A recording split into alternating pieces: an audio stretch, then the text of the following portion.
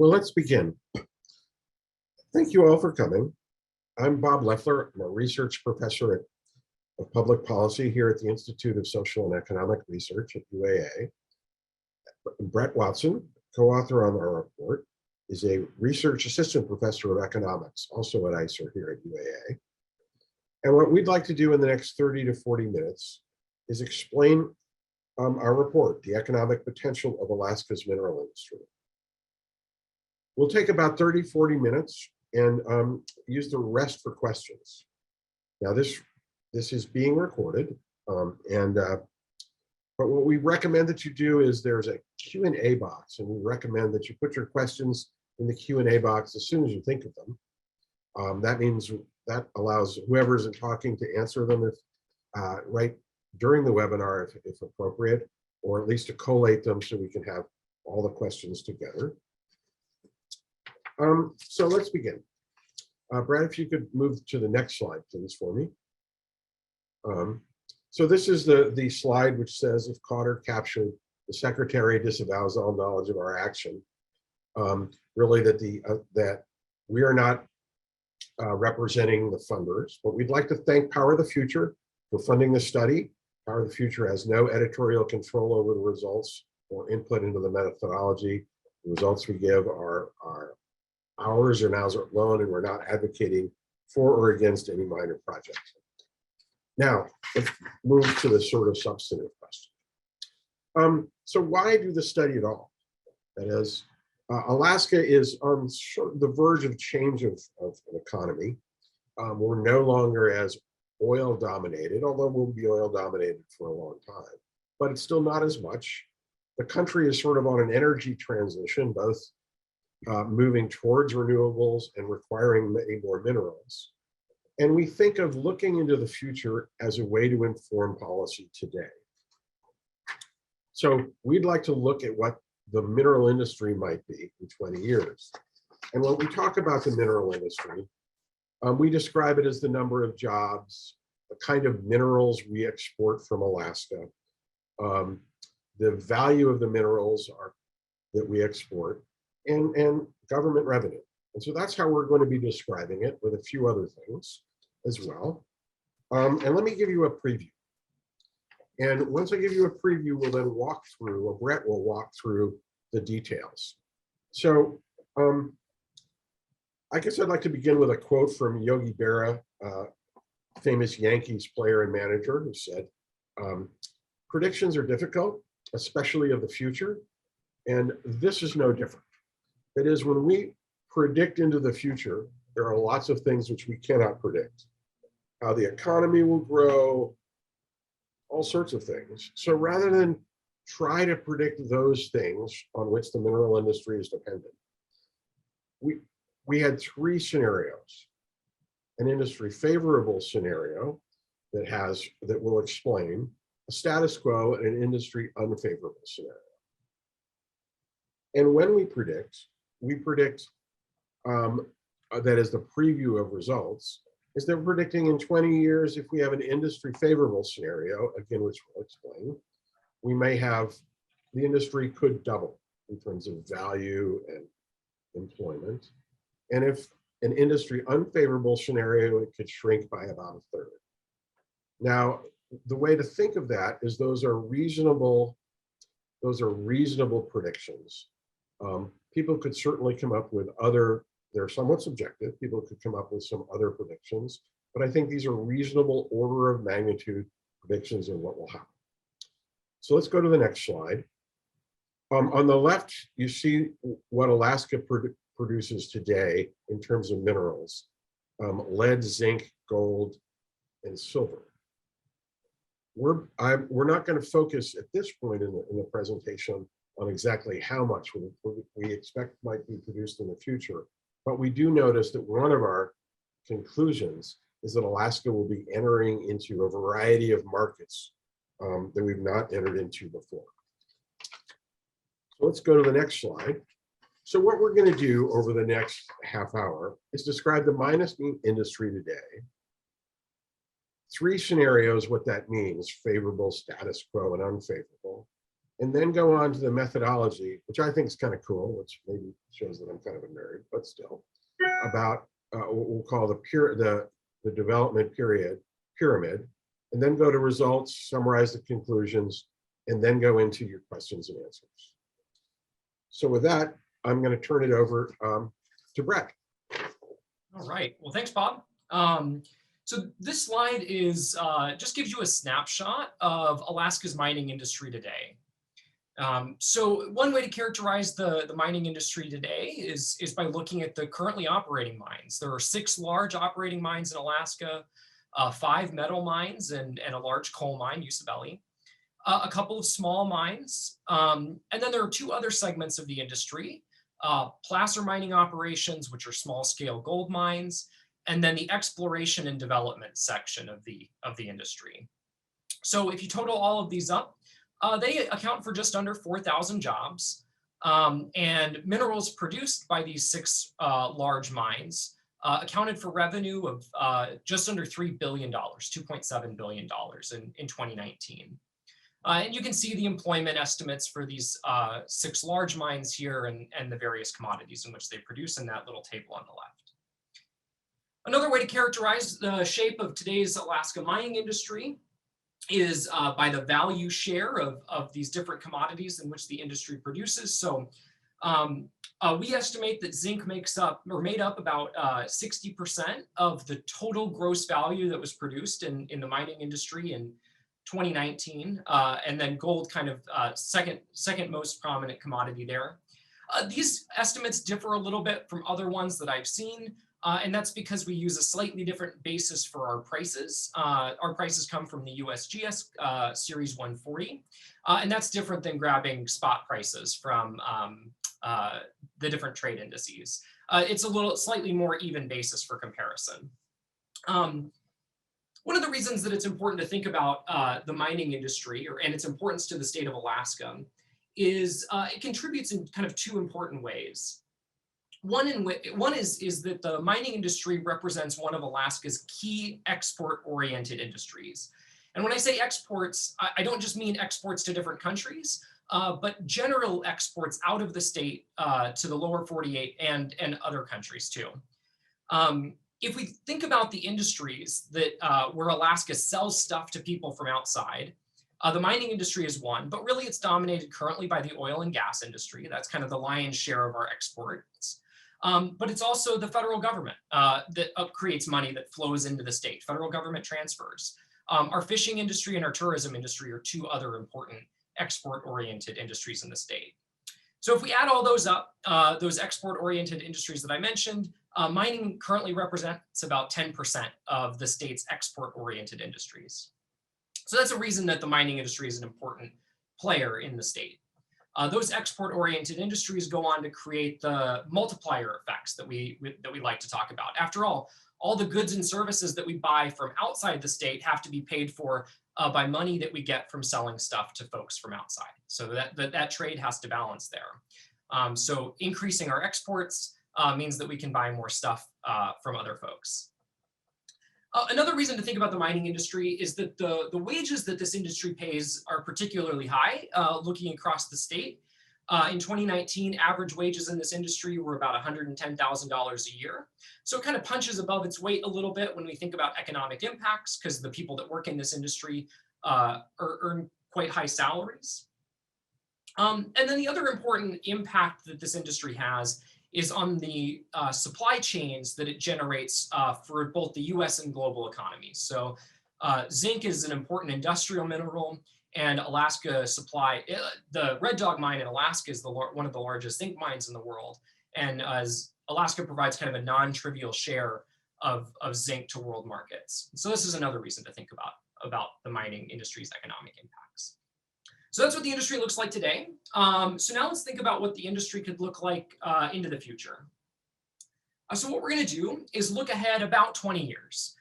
You could think of this as 15 years or 25 years. We're going to call it 20, but we want, again, as Bob said, these are kind of order of magnitude impacts, so we're not trying to be overly precise or prescriptive here. So looking ahead about 20 years. Why 20 years and not 50 years or not 5 years? Well, we applied a bit of a Goldilocks rule here. So if we looked ahead at 50 years, we think that the headlights don't quite shine out far enough for us to see clearly what the world might look like out 50 years. And so our predictions or our scenarios would be less confident. Looking a little bit closer, the near term, it's likely that the industry will look quite a bit like it does today in the next 3 to 5 years. The mining industry takes a very long time for changes to occur. The projects are very capital intensive, and it takes a long time to explore, develop, construct new mining and permit new mining operations. In fact, in the United States, the process to go from a new discovery to an operating mine is about 20 years. And so this timescale makes quite a bit of sense when we're thinking about this industry in particular, because it matches that development life cycle for new projects. Worth noting that the US development life cycle is quite a bit longer than it is in other high income countries. Canada and Australia, for example, they have an average development for new mines of about 10 years. So the US industry takes approximately double that amount of time. So what we're going to do is, looking ahead 20 years, consider scenarios. And as Bob said, we're not thinking about these as forecasts. We're not pulling out a crystal ball. Instead, we're going to ask if-then questions. So if the future develops in this way, then what might happen to the mining industry? And as he said, we're going to look at 3 different scenarios: a favorable, a status quo, and an unfavorable scenario. And these are from the perspective of the mining industry. So if you're the CEO of a junior mining company, this is what is favorable, status quo, and unfavorable to you. And we're going to think about some factors that differentiate the favorable from the unfavorable scenario, and I'll talk about those more in a minute. In each of these scenarios, we're going to try to quantify, estimate employment, wages, and gross value produced, and what they might be in each of the scenarios. And we're also going to look at the production tonnages of some key commodities, thinking about how Alaska might contribute to important US supply chains.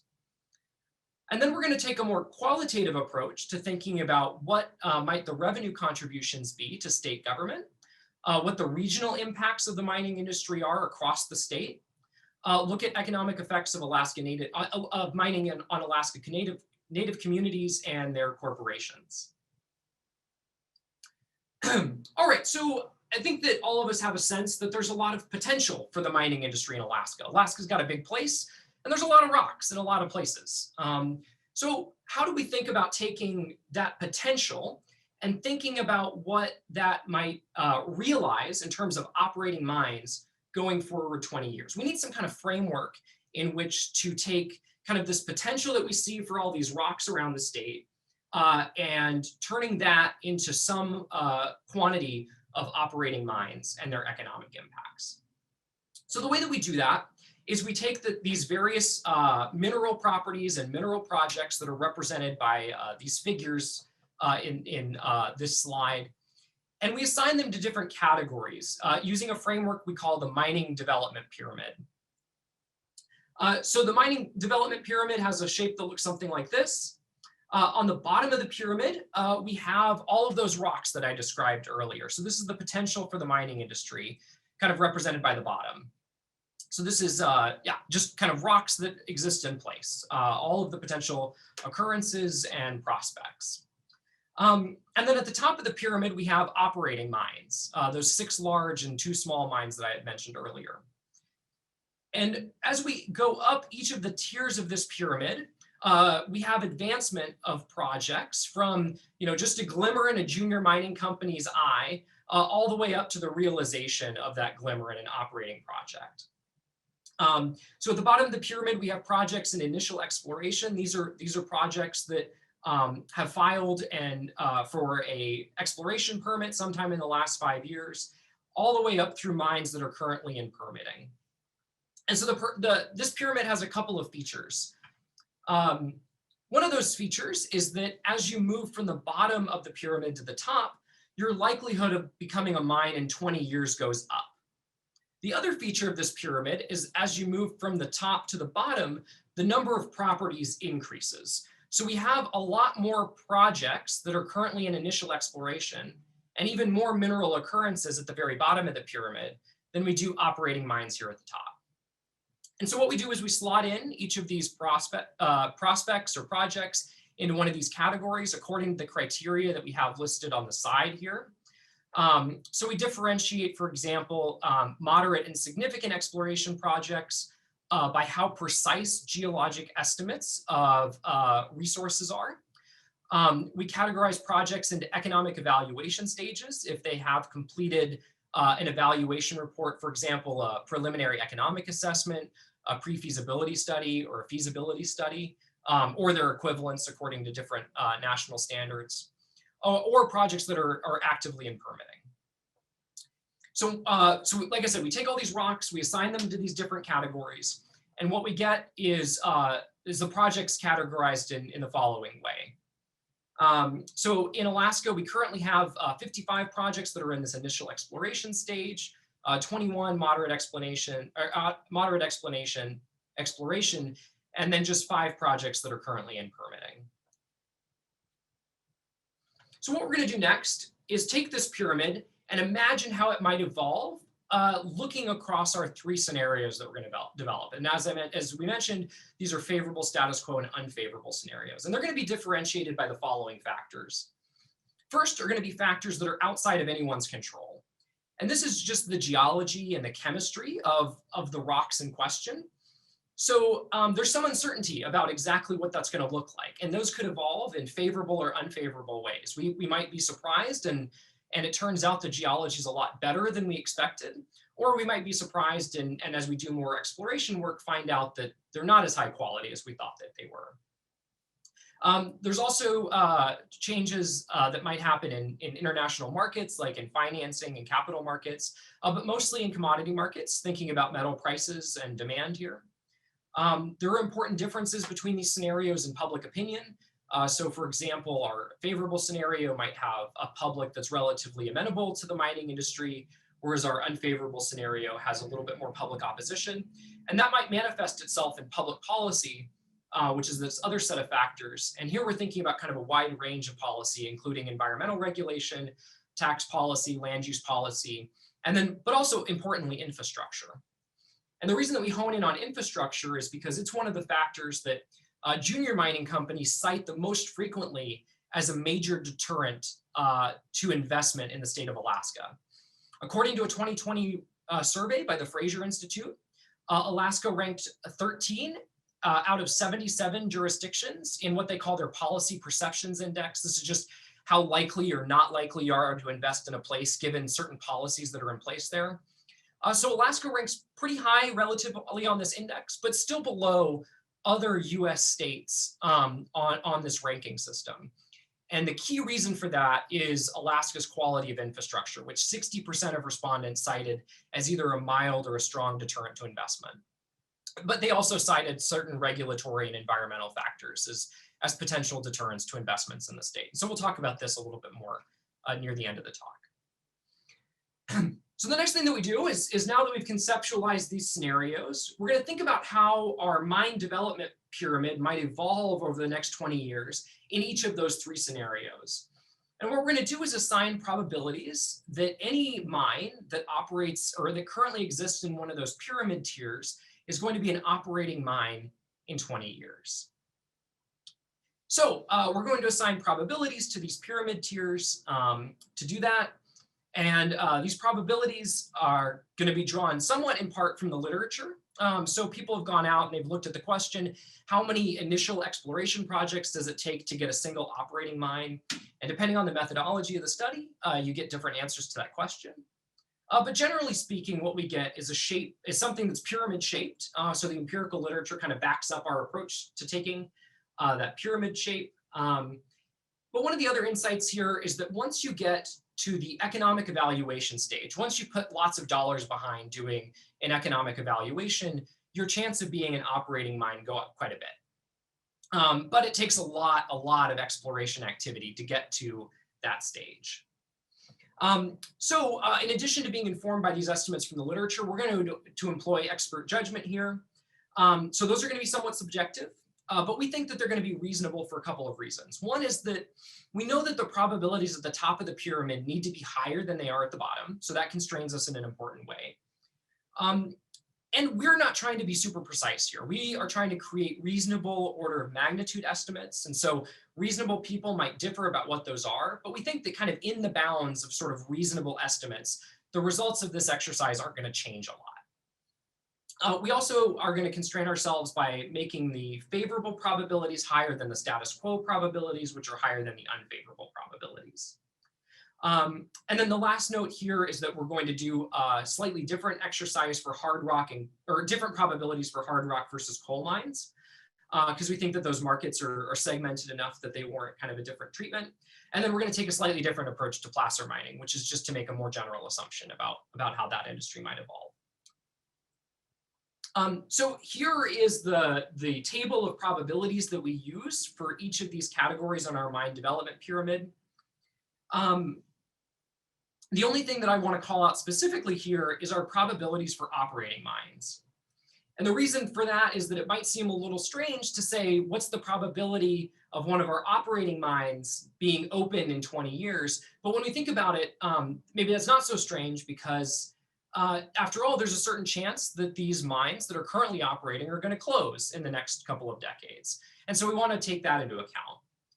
The other thing that we want to try to account for here is the fact that while those mines are currently operating at a certain level of output, as they deplete some of their resources, that level of output might fall. And so we want to account for that too.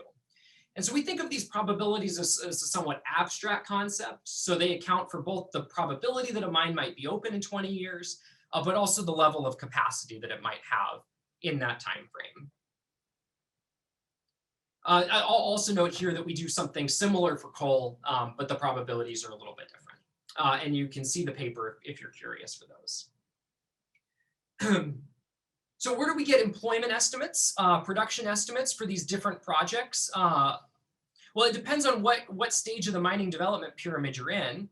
After all, if you're an operating mine, we can just grab your employment and production estimates from company reports.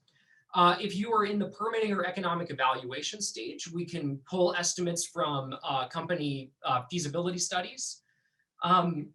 But if you are just starting to explore or you've got some compliant resource estimates, what we're going to do is estimate how much production and employment you'll have using mining engineering rules of thumb, just equations that we pull from kind of the mining engineering literature on how to estimate these things. And then at the bottom of the pyramid where we have projects with no resource estimates yet, we don't know how big they'll be. We just make some assumptions about how many small, medium, and large scale mines there'll be in the state in 20 years. These are the equations that we use for those mining engineering rules of thumb for folks that are interested. These make my eyes glaze over, so I'll go ahead and move past those. But for folks that are curious, they are there in the slide deck.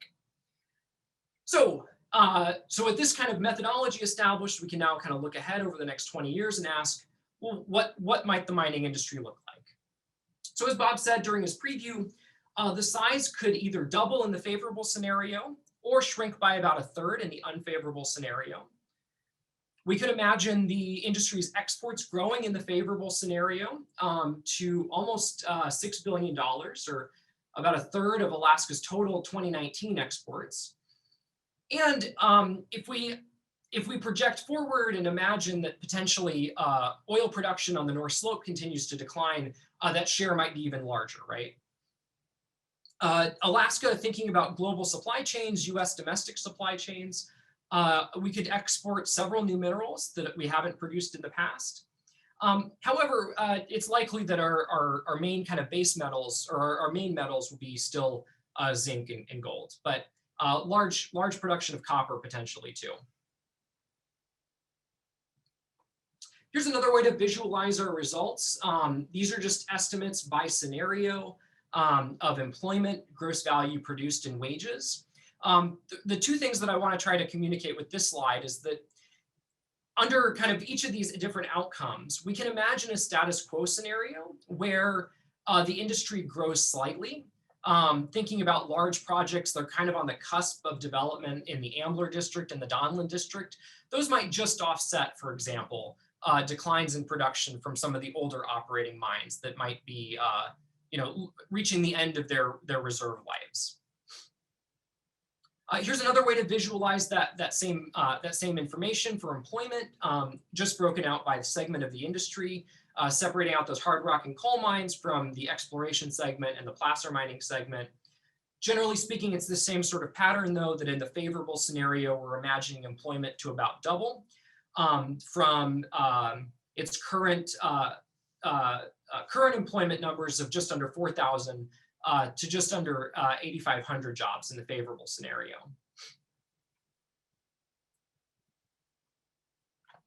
I also mentioned one of the things that we want to think about is the ability of Alaska to supply important domestic supply chains for clean energy and critical materials. There's a lot of different definitions out there for what people consider a critical material. So I think it's important to be kind of clear about who you're talking about when you're asking from whose perspective is something critical. Fortunately, the USGS provides, I think, a pretty good list of critical materials for the United States. Every year they annually update this list of their top critical materials for the US manufacturing industry. So when the USGS defines a critical material, they're thinking about criticality in two dimensions. One is represented by the chance that there's some supply chain disruption to that material. So for example, the chance that Russia invades a neighboring country and global sanctions are imposed on Russia, limiting the exports of materials out of that country. So that's the chance that something might go wrong. But then there's also the vulnerability of the US economy to a type of disruption like that. So the more that the US manufacturing industry depends on a particular material, the more vulnerable we are to a disruption from it. And that's basically what this figure here shows, is that in the upper left-hand portion of this figure are materials that are very important to the US economy, but face relatively low supply chain disruption risk. In the bottom right-hand portion of this figure are materials that are less important to the US economy, but face relatively high risk. And the most critical materials, the ones that are going to be labeled most often as critical to US industries, are these materials in the upper right-hand portion of the figure, which have a high importance to the US manufacturing industry and a high chance of disruption. And the mineral that tops out the USGS list on criticality is cobalt, which is currently used in lithium battery technology. So if you think about that big fleet of electric vehicles that we want to build out in the United States over the next couple of decades, that depends heavily on cobalt. And so cobalt kind of lives up here in this figure, although its production is heavily concentrated right now in the Democratic Republic of the Congo, which is a politically unstable country, and its production, highly concentrated there, leads to high levels of potential risk for cobalt. So where does Alaska fit into this mix? Where are the materials that we could potentially produce? So I've highlighted those here. So Alaska can contribute importantly to a lot of these materials that currently are very important to the US economy, but face relatively low supply chain risk, including gold, silver, barite, and copper. Zinc just makes the list of USGS's critical materials, just past the cutoff. And as I said earlier, Alaska produces quite a bit of zinc. And so that's an important critical material that we could continue to produce and in fact expand our production of. But then we could also expand into new markets, for example, the markets for rare earth elements, which are depicted here in this figure, and also the market for cobalt, which I said earlier, the USGS identifies as kind of the top critical material. So here's a way to visualize that production by commodity. As Bob said, we produce 4 main elements today. We could expand our production of those materials, accounting for, in some cases, 100% of current US production of materials like zinc and silver, silver. But we could also really expand US production of cobalt and graphite.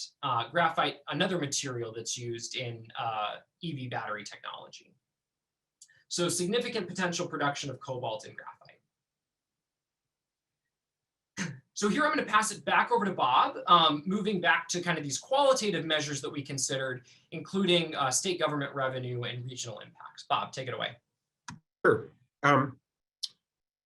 So Alaska gets revenue from the industry from royalty, mining license tax, corporate income tax, rents and fees. But from a recent report that we just published, if we average the 4 years from 2016 to 2019, the industry provided an average of about 66 million, 67 million to the state. So it's not a lot of money to the state from mining taxes.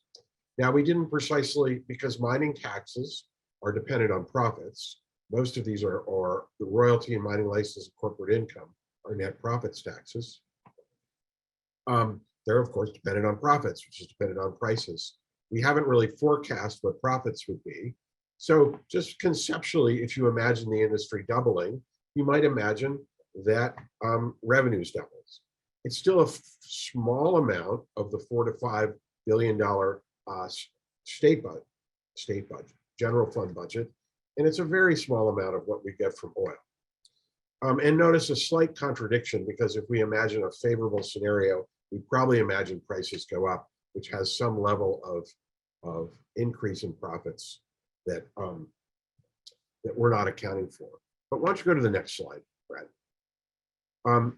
If you look at the next slide, this shows 2016 to 2019 oil revenues to the state versus commercial fishing, mining, and tourism revenues. You can see we're really, if you will, all of these three industries, while important to Alaska, while important to many communities, while important to employment, they're sort of a rounding error on the state budget. If we grow, we will be a big rounding error, but we'll still be if the industry grows, it will still be a relatively small amount. Although, as we'll see in about 2 slides, it's not necessarily a small amount for certain regions of Alaska. But before I go to the regional effects, let's look at funding for native corporations. One really important part of the mining industry, which will almost certainly, which is likely to shrink in the future, is the native corporation revenues. That is, mining on ANCSA land provides revenues to our corporations, and through the ANCSA provision 7I and 7J. 7I means that a mining company must redistribute its royalty income from mining to all the other regional corporations, and 7J says 50% of that must be redistributed to the regional corporations. According to the Alaska Native Village Corporation Association, most village corporations are actually dependent on the 7J distributions. So without it, many of them will close their doors. Right now, the biggest 7I generator is the Red Dog mine. Red Dog has generated about 2.4 billion for NANA since its existence. But more importantly for this discussion, almost 70% of the distributions since 2014 to 2020 have been from the Red Dog mine. So 70% of the income that most of the village corporations get are from that. Now, those are likely to end, at least in some part, in 2031. That's because the Red Dog mine's current production off ANCSA land is expected to end about 2031. Now, it's likely to go on to other reserves, but those reserves are on state land, and therefore they're not subject to 7I distribution. The only other mine that is near production, that with a potential to produce, is the Donlin mine in the Kuskokwim, which could provide some significant 7I revenues. So depending on really what happens with Donlin, it is likely to be a significant problem for many of our village corporations. The regional corporations have many other sources of income. The village corporations, not so much. So let's go to the next slide. So Alaska has, Alaska's mines are not a giant revenue impact to the state of Alaska. That is, we don't get a lot of money to the state, but that's not true for some of the regions. So when you sort of think of mining's impacts, I separate it into 2 models. In rural areas where there's really a limited economic base, the mine can be economically transformative. That is, Red Dog has the wages are twice as high as the borough average, but they're also a significant part of the wages in the Northwest Arctic borough. The mine also it provides the tax income, which allows the Northwest Arctic borough to actually exist. And it provides other income related benefits, like it's the critical mass for VOTAC and other programs of the school district. So if you, in a rural area where there really is no economic base, a new mine can have a huge impact depending on its life and its size. In urban areas, Fairbanks, Juneau, if you will, so it's likely to be one of the largest taxpayers. In fact, it's one of the largest taxpayers everywhere in every borough that exists.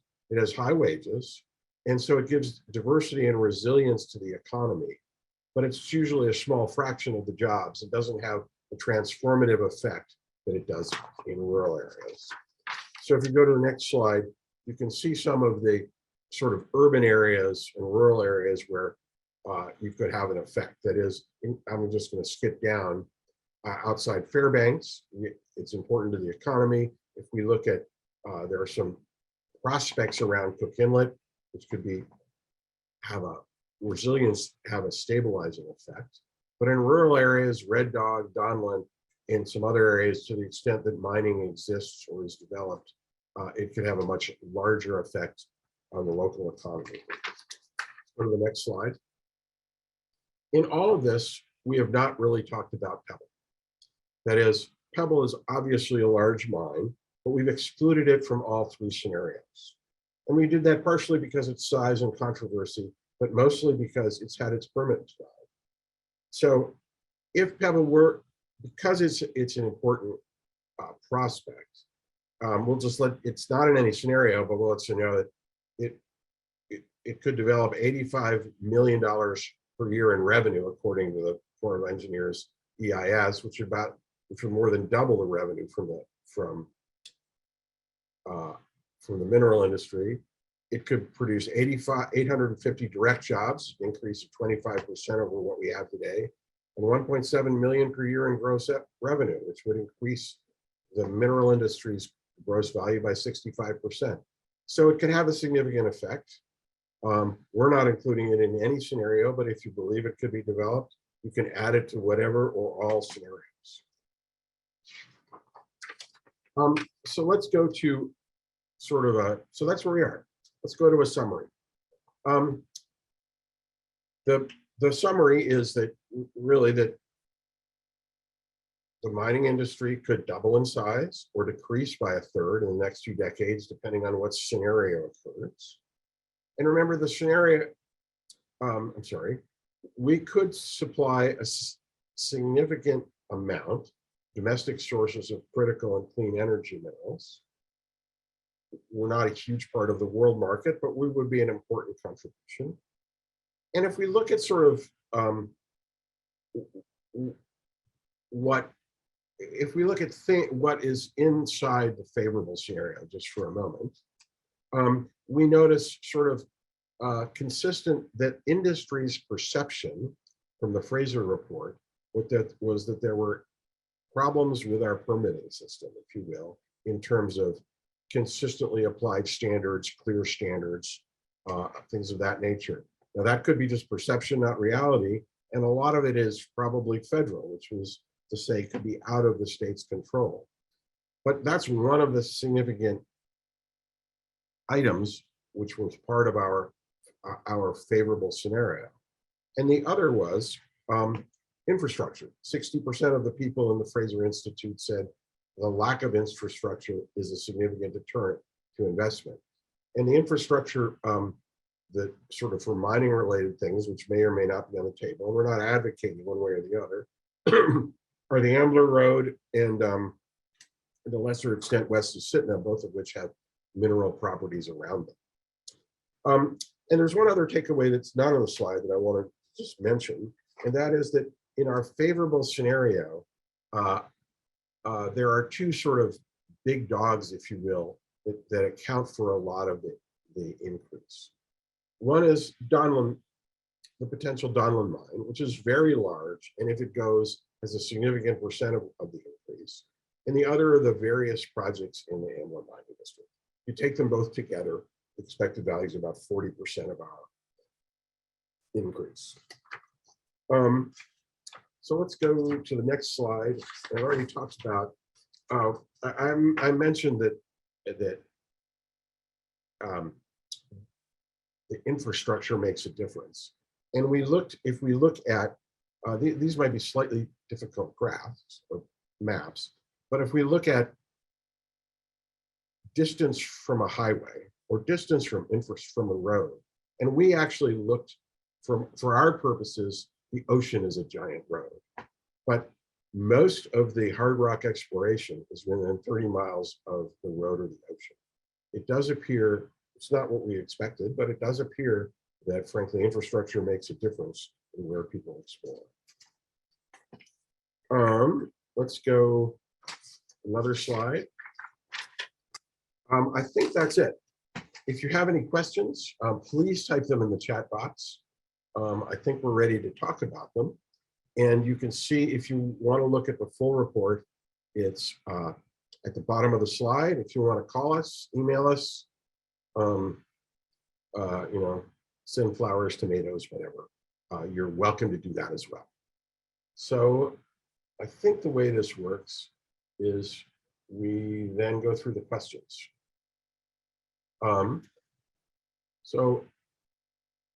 I managed to answer some questions, and I also, while Brett was talking, but I also managed to type some as answered, which I didn't. So one of the questions is, what potential role do you see for Alaska in the market for renewable energy? And I think we sort of answered that as we went along, that there are a number of minerals, energy and critical minerals, cobalt being the most obvious one, but also graphite, that we could contribute to America's critical and energy supply.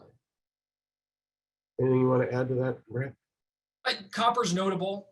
As we had mentioned, that copper doesn't make the list of official critical materials by the USGS criteria because, you know, the US gets its supply of copper from a group of largely diverse and favorable, you know, trade favorable countries like, you know, Canada, Australia, Chile, and produces quite a bit domestically too. So Alaska could potentially be an important contributor to US supply chains for copper, but it just doesn't quite make that, which is a very important energy material, but that just doesn't quite make that list of critical materials by their cutoff standards. I might be worth mentioning just rare earths briefly, and kind of that segues kind of another issue, which is that, you know, one of the problems with thinking about supply chains is not just, you know, where the rocks are coming out of the ground, but where those rocks then become upgraded into, you know, further down the supply chain into higher quality metals, manufactured products. And as we're thinking about trying to onshore more of these supply chains, you know, we need to, it's very difficult to onshore supply chain if you don't have domestic supply of the ore, the run of mine material. So that enables you to develop refining and manufacturing capabilities further down the supply chain. But I think it's important to be careful here that it's not just important that we mine the material here, but if we can also refine and manufacture kind of intermediate products in the United States, that saves us from having to export those materials to China, where they're then refined and then imported back. As adding China to the supply chain creates additional supply chain risk. And that's potentially the situation for rare earths right now, where China has a tremendous amount of the rare earth refining capacity. And the US actually takes a lot of its domestically produced rare earth ore, ships it to China for refining, and then imports it back. Okay. Guy asks, what type of policy changes differentiate the current status from the favorable? And the answer to that is we really looked at the Fraser Institute report and took we took places where Alaska is criticized as in the policy perception index of the Fraser Institute report. And where people said Alaska doesn't do well, those are places where we said we had room to improve. And really 3 of them are with respect to the perceptions of our permitting system.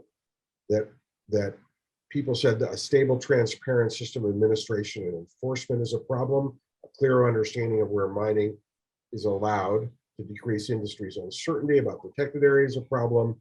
And those, whether we're not saying they're necessarily under the control of the state or even that they're real, but certainly that was industry's perception, and that is what we would imagine would have to change in order to get more investment. The last, we were assuming sustained high mineral prices and either public support or non-opposition. I don't know, you want to, should we alternate? Lois asked, we shouldn't ignore the possibility of the recovery of cobalt and other littering materials, in other words, recycling. I would certainly agree with that. If I missed the question, Lois, we can certainly add to it. Yeah, I mean, one of the interesting dynamics with recycling is that in order to get a large amount of material, you need a large stock of it that currently exists. And so if we imagine that, the Tesla that's sold today is going to be on the road for 10 years, maybe, it's not until the end of that 10-year window that Tesla battery then becomes available for recyclers. And so it's going to take maybe a decade or 2 before there's enough stock of renewable batteries to be able to meaningfully impact the recycling supply chain. Kevin asks if there's a change in the state's fiscal structure that would let it capture more revenue from the mining industry or keep more workers local. Let's answer those 2 differently. I believe there's a change. I mean, people accuse people in academics, whether that's Brett or I, of being ivory tower and recommending things which are politically infeasible. So to continue that tradition, let me recommend something that's politically infeasible. And that the best way to capture more revenue from the mining industry is from an income tax. The mining industry creates a lot of income, and that would be the best way to do it without a lot of change to the industry. If you look at just industry taxes themselves, frankly, putting 1 or 2 more mines into production is likely mathematically to be a bigger change in revenue than an increase in taxes. With respect to how to keep more workers local, I don't really have a good answer to that. Although we do find that in Red Dog and the Donlin exploration camp had very high local shareholder and local workers by sort of industry standards. The exploration camp at Donlin got to about 91% employment. Red Dog is about 55% shareholder employment, but only about a quarter of that is from the Northwest Arctic.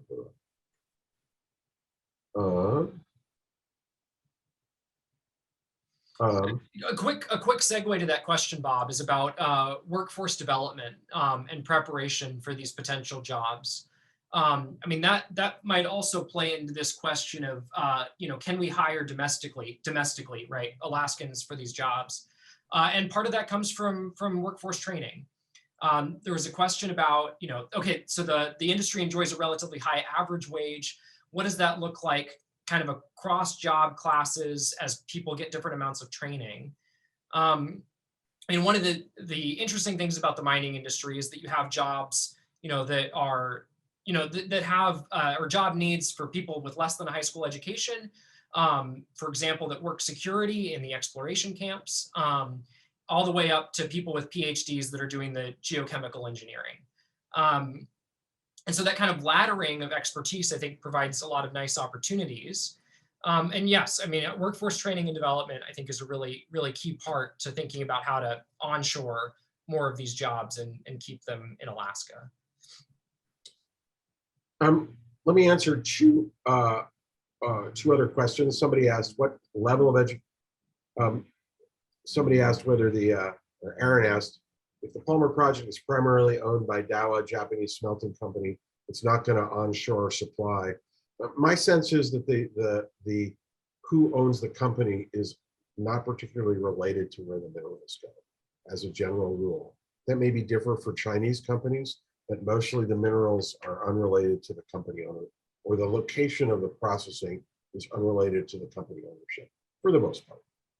Yeah, I think one of the things to note here is that as we think about potential risks to supply chains, you know, the bottlenecks that we're going to be concerned the most about are where those bottlenecks occur in countries that have, you know, unfavorable past trade relationships with the United States. And so given, you know, China or current trade tensions between China and the United States, you know, bottlenecks that occur in China are a little bit more concerning than bottlenecks that are occurring in Japan, just because the US has enjoyed fairly favorable trade relationships with Japan over the last several decades. Alex asks, what share of mine employees are Alaskans? And if they're overwhelmingly non-Alaskan, this has big implications for the multiplier effect. I think there's sort of two answers to that. One is if you have a commuter mine, like Fort Knox, Pogo, Usabel, or not so much Pogo, Fort Knox, Kensington, Usabelli coal mine, then the mine employees are typically Alaskan. Because they don't really have a chance to go home every night if you're not Alaska. For mines which are enclave mines, and for exploration, where you tend to have mining camps, you do have that opportunity.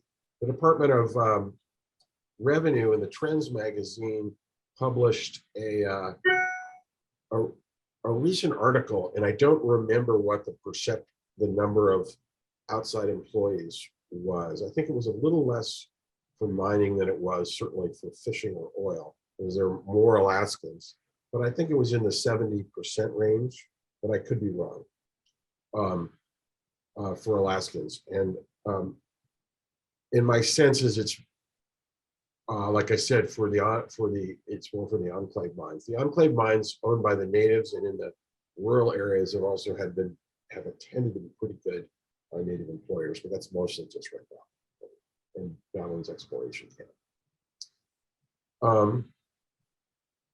Do I have a sense of how a state income tax could affect the multiplier effect?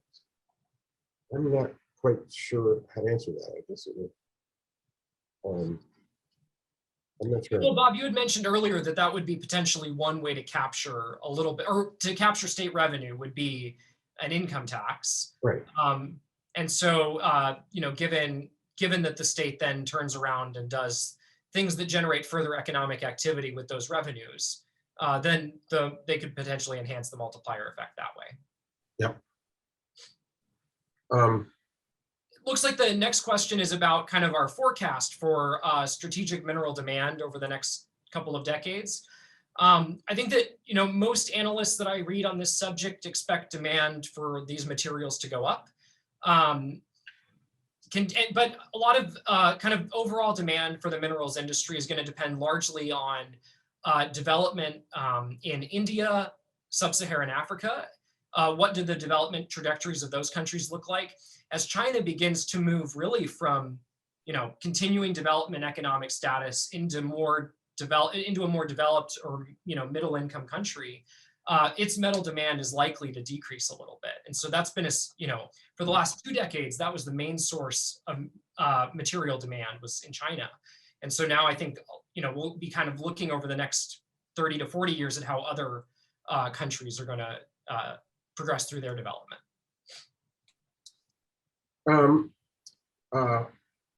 Frederick asks, seeing public opposition to Pebble, Donald, and Amber Road, and most recently Manchu, how does Alaska move forward with mineral production? I don't have a good answer to that, but I will say that to the extent that there is significant public opposition, we wouldn't get the favorable economics, the favorable mineral scenario. That's really why we use this. But I don't have any particularly good, but anyway, that's the answer to that, which may not be that satisfying, but that's what it is. Guy asks, did I account for industry's movement toward automation while looking at employment? And the answer to that is no and yes, or no, mostly. I haven't really seen a lot of automation in Alaska's mines, but to the extent there is a significant change from the status quo that would decrease the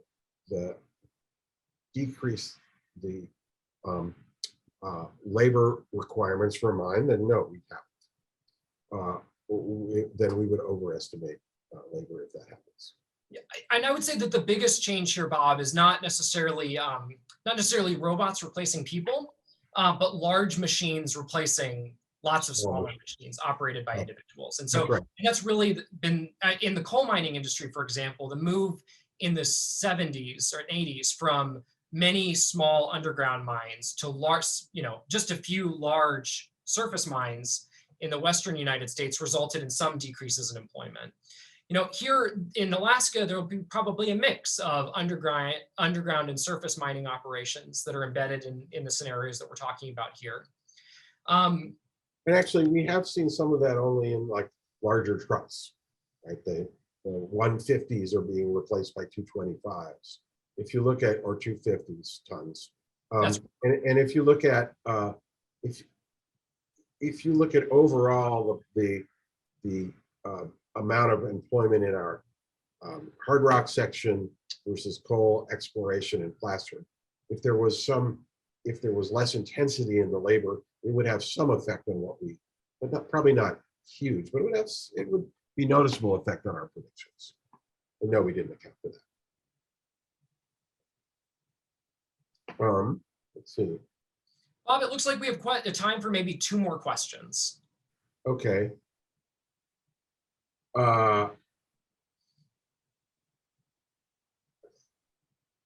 Kevin asked, in a big picture way, how heavy of a lift would it be for us to be on the favorable path? Does that involve building Ambler or West access and no cost to industry, or just regulatory certainty? Or is this a $5 bill on the ground?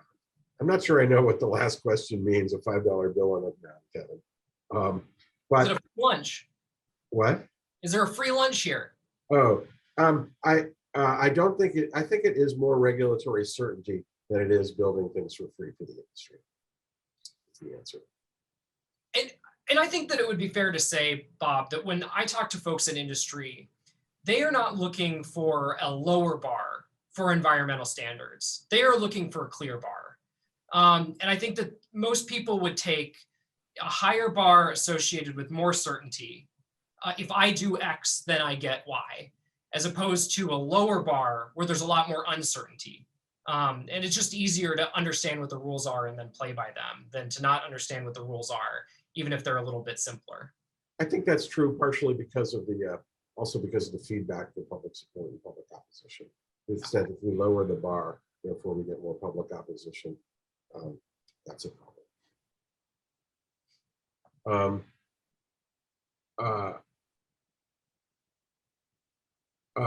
Verena, I know, hi Verena, says, we wanted to add that there are entry-level jobs available for exploration and mining, so a degree isn't always necessary. No, that's actually a good thing about mining, is that it doesn't require a college education, and you can have a lot of on-the-job training, which is one reason why it's a particularly good employer in remote areas.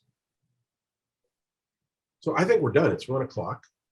I'd like to thank you all for coming. Brett and I both appreciate your attendance. If you have questions, please contact us individually by phone, email, or carrier pigeon. And if you'd like to read the report, it's available on ISER's website. If you look at publications, or it's available at the link below. Thank you very much, and enjoy.